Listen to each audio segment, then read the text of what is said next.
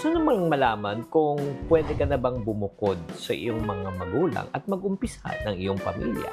Kung yan ang gusto malaman, pag-usapan natin to. Hi there, this is Chinkitan, your pambansang wealth coach. Alam mo, ang pagbubukod po sa pamilya at mag-umpisa ng sarili ay isa sa pinakamagandang desisyon na kailangan mong gawin. Pero ano ba yung sign? Diba? Sign number 1, may sapat ka nakita at talagang consistent na ang trabaho mo. Hindi lang basta may trabaho, sigurado na may regular na kita.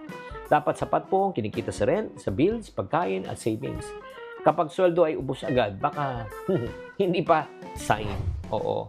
Number 2, kayong dalawang mag-asawa o mag-aasawa ay willing po kayo na mabuhay within the income level. Kung kayo kumikita ng 25,000 at sinasabi nyo ay willing kayo talagang mabuhay within the 25,000, go ahead. Pwede na kayong bumukod. Sign number 3, may emergency fund ka na, may backup ka na. Just in case na may mangyari, meron kang pondo na at least 1 buwan o hanggang 3 buwan na hindi mo kailangan mangutang, di ba? Pang-apat na sign, marunong ka na mag-budget at mag-manage ng pera. Hindi ka lang marunong gumastos, nag-iipon ka na, di ba? Meron ka nang hindi ka na-stress sa pagbabayad ng bills, groceries, gastusin. Nako, magandang sign po yan. Sign number, next sign na po tayo. Ready ka na sa gawaing bahay at responsibilities. Marunong ka na maglaba, magluto, maglinis ng bahay. Hindi lang to tungkol sa pera. Ito yung tinatawag na home economics. Kung lagi ka pa umaasa sa mga magulang mo para sa mga gawain nito, hindi ka pa handa. Last sign, pag ikaw po ay handa na, may maganda kang dahilan kung bakit mo gustong bumukod.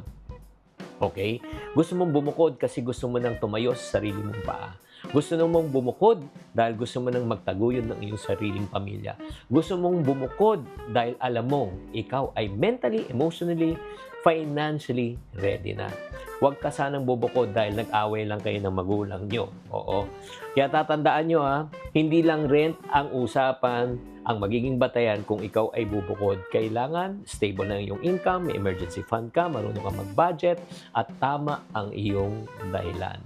Sana naman nakatulong tong episode na ito. Tatandaan, tamang karunungan, tamang disiplina po ang susi sa paglaban.